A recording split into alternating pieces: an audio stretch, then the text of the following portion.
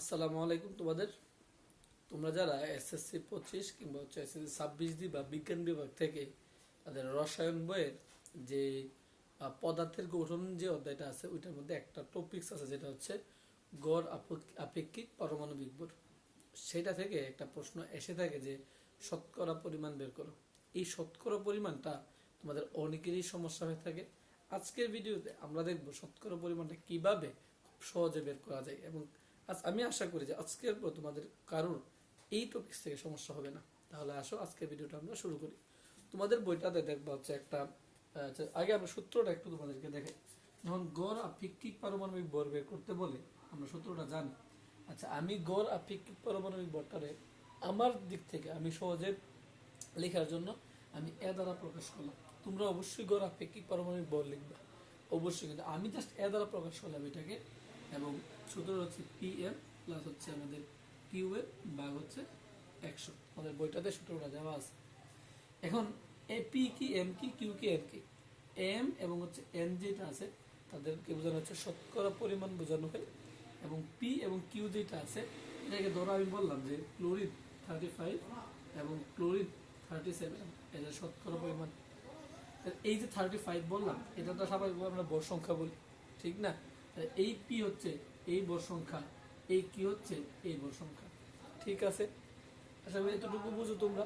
তাহলে যেহেতু একটা মৌল, আমি যদি একটা মৌল লিখি, একটা মৌলের বাম পাশ নিচের দিকে যেটা থাকে তাকে আমরা বলি হচ্ছে প্রোটন সংখ্যা।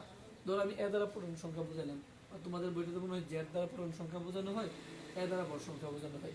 তাই ভর সংখ্যা স্বাভাবিকভাবে উপরে থাকে, সেই হিসেবে আমি ধরে নিলাম এটা হচ্ছে তার ভর সংখ্যা, ঠিক আছে? তাহলে আসলে তো আইসোটোপের প্রশ্ন যে আইসোটোপের শতকরা পরিমাণ দেওয়া থাকলে গড় আপেক্ষিক পারমাণবিক ভর বের করো, ওইটা মানে বলে আর কি। যাই হোক, ওইটা কথা না, কথা হলো যে আমরা শতকরা পরিমাণটা আজকে বের করে দেখাবো। আসলে সূত্রটা তোমরা বুঝছো। এখন প্রশ্ন হইলো যে কপার 63 এবং কপার 65 এর শতকরা পরিমাণ বের করতে বলে। শতকরা শতকরা পরিমাণ কত, শতকরা পরিমাণ কত বের করতে বলে। পাশাপাশি এদের দেওয়া থাকে হচ্ছে গড় আপেক্ষিক যে পারমাণবিক ভরটা আছে এটা 63.5 তোমাদের দেওয়া থাকে। একটু বুঝো, বলা হয়েছে কপার 63 এবং কপার 65 যে আছে তাদের যে গড় আপেক্ষিক পারমাণবিক ভরটা আছে এটা হচ্ছে 63.5।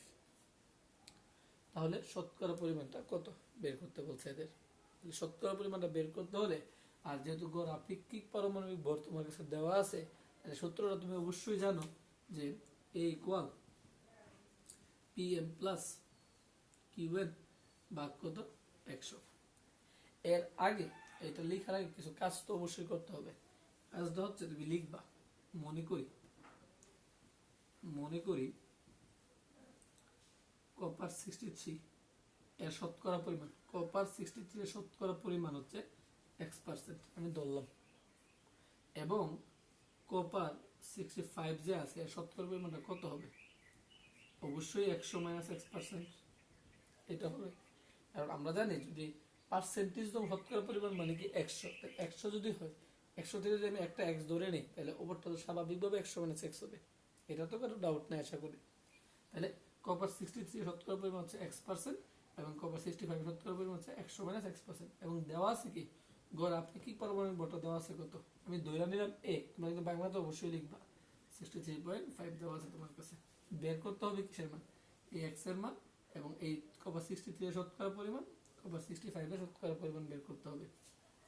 তাহলে বসাও, এর মান কত 63.5, 3.5 ইকুয়াল PM না, পি এর মান কত 63 এবং এম এর মান কত শতকরা পরিমাণ যেহেতু বলছিলাম X ধরছি তাহলে X, কিউ এর মান কত 65 আর এন এর মানটা কত 100 মাইনাস হচ্ছে X ভাগ হচ্ছে আমার 100, ঠিক আছে? তাহলে 63.5 তুমি লিখো, 63 দ্বারা X এর গুণ তো 63X আসে, 65 দ্বারা X এর গুণ দিলে কত আসে 6500, 65 দ্বারা X এর গুণ দিলে আসে 65X ভাগ হচ্ছে আমার 100। আশা করি এতটুকু বুঝো সবাই। 63.5 সমান হচ্ছে 63X মাইনাস 65X, তার মানে মাইনাস 2X। প্লাস হচ্ছে 65 শূন্য শূন্য ভাগ হচ্ছে আবার 100। এটার নিচে মনে মনে 1 আছে, যারা একটা গুণ করি তাহলে কি দাঁড়াবো 6350 ইকুয়াল মাইনাস 2x প্লাস 6500। এইটা ঠিক আছে। 6500 কে এই পাশে নিয়ে আসো, তাহলে 6350 মাইনাস 6500 সমান মাইনাস 2x। তাহলে এই পাশে আসে হচ্ছে মাইনাস 150 সমান হচ্ছে মাইনাস 2x।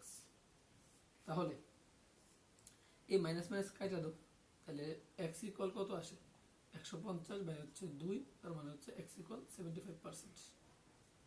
75 মানে 75% যেহেতু শতকরা পরিমাণ ধরছিলাম আমরা, তাহলে কপার 63 এর শতকরা পরিমাণ কত 75%। তাহলে কপার 65 এর কত দাঁড়াবে, কপার 65 এর শতকরা পরিমাণ হচ্ছে 100 মাইনাস x যেহেতু ধরছিলাম তো x এর মান 75, তাহলে আমাদের কত আসছে 25%। বুঝছি, একটা হচ্ছে 75%, একটা হচ্ছে কেমন 25%। আশা করি এই টপিক্স থেকে তোমাদের প্রশ্ন যদি আসে তোমরা পারবা, এবং তৃতীয়তে থেকে যদি প্রশ্ন করে আমার মনে হয় যে এটা থেকে আসার সম্ভাবনা বেশি। আশা করি আজকের এই টপিক্স থেকে তোমাদের কোনো সমস্যা হবে না। যদি সমস্যা হয়, যদি বুঝতে যদি কোথাও সমস্যা হয়, তাহলে কমেন্ট সেকশনে বলতে পারো, ইনশাআল্লাহ উত্তর দেওয়া হবে। ধন্যবাদ তোমাদের।